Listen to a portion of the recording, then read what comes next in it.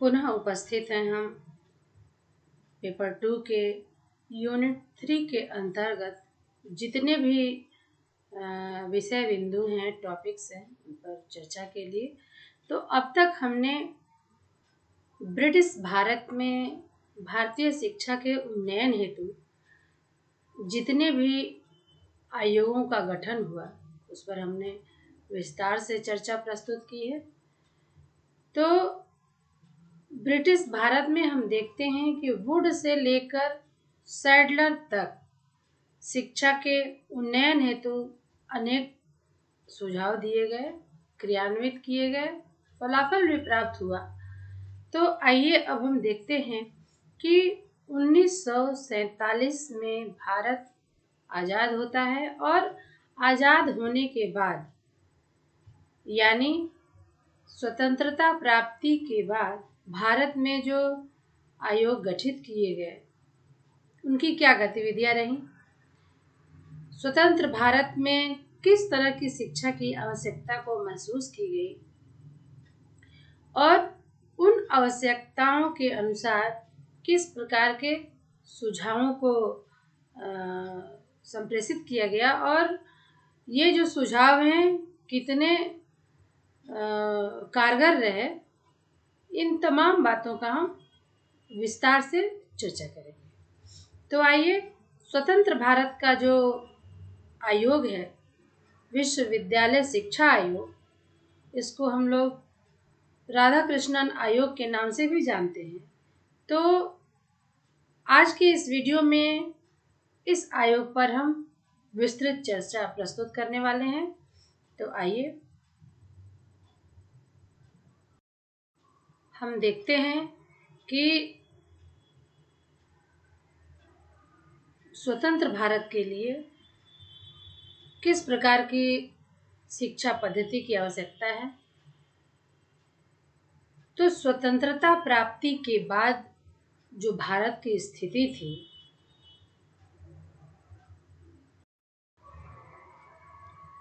उसमें भारी परिवर्तन हो रहे थे। ये स्थितियां कैसी थी भाई? तो ये राजनीतिक स्थिति थी, सामाजिक परिस्थितियां थी जो तेजी से बदल रहे थे और स्वतंत्र भारत में यानी 1948-49 राधा कृष्णन आयोग का टाइम पीरियड है। तो हम देखते हैं कि 47 में भारत आज़ाद होता है और 48 का ये आयोग है। तो निश्चित तौर पर भारत जो है आर्थिक स्थिति से जद्दोजहद कर रहा होगा और जितने भी सिस्टम होंगे वो ब्रिटिश भारत का ही सिस्टम होगा। तो उस समय जो विश्वविद्यालयों में शिक्षा दी जा रही थी, भारतीय बुद्धिजीवी उसमें गंभीर दोषों को देख रहे थे और बदली हुई जो परिस्थितियां थी इसमें इस प्रकार की शिक्षा जो है ना, भारतीय प्रजातंत्र की आवश्यकताओं को पूर्ति नहीं कर पा रही थी।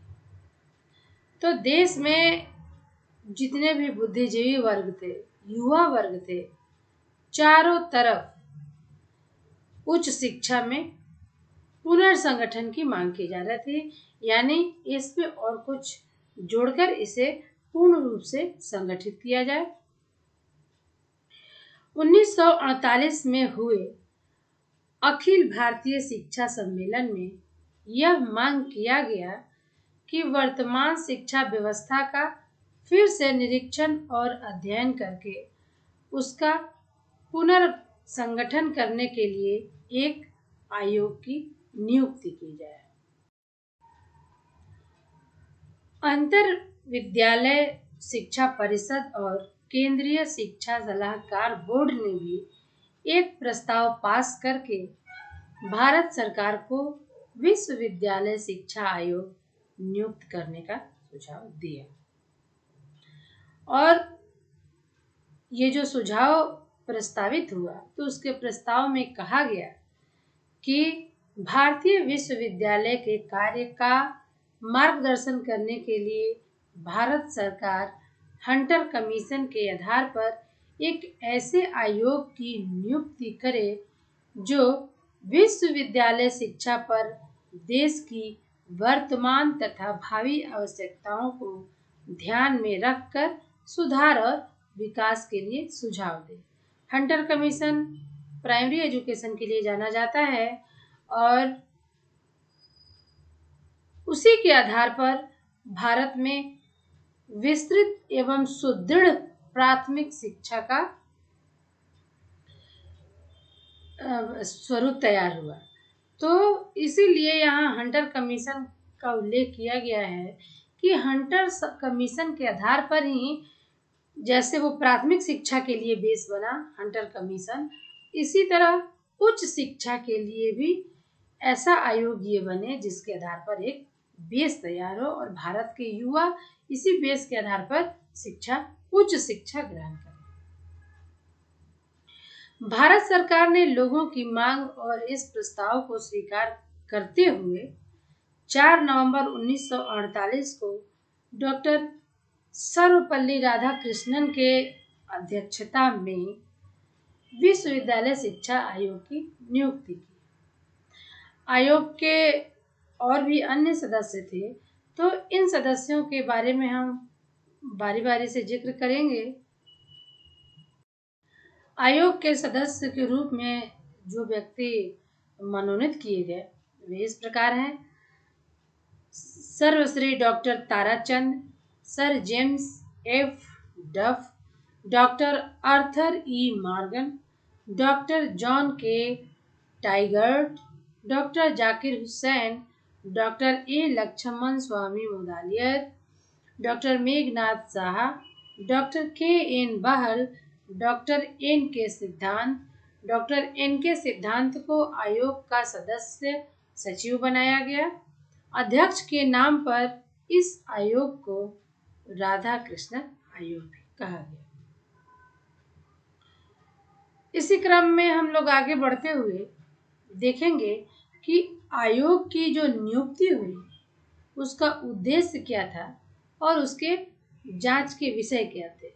वे उच्च शिक्षा में किस प्रकार के दोषों को हटाना चाहता था, मुक्त करना चाहता था, यानी दोष मुक्त शिक्षा की स्थापना करना चाहता था।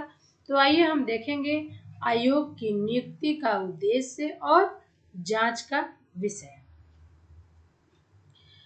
तो आयोग की नियुक्ति का उद्देश्य था कि भारतीय विश्वविद्यालय शिक्षा पर रिपोर्ट प्रस्तुत करना और उन सुधारों एवं विस्तारों के विषय में सुझाव देना जो देश की वर्तमान तथा भावी आवश्यकताओं के उपयुक्त होने के लिए वांछनीय हो सके। आयोग को विश्वविद्यालय शिक्षा से संबंधित कई विषयों पर जांच किया और उस पर सुझाव देने को भी कहा। तो आयोग के अनुसार जो सुझाव देने के लिए कहा गया उसमें कई सारी महत्वपूर्ण बातें थी, तो हम उन बातों को क्रमशः देखेंगे। भारत में विश्वविद्यालय शिक्षा तथा शोध कार्य के क्या उद्देश्य होने चाहिए इसका निर्धारण करना, भारतीय विश्वविद्यालयों के संगठन, प्रशासन, कार्यक्षेत्र, वित्तीय साधन, शिक्षण के स्तर, परीक्षा, पाठ्यक्रम, शिक्षा का माध्यम, नैतिक व धार्मिक शिक्षा आदि में सुधार करने के लिए सुझाव दें।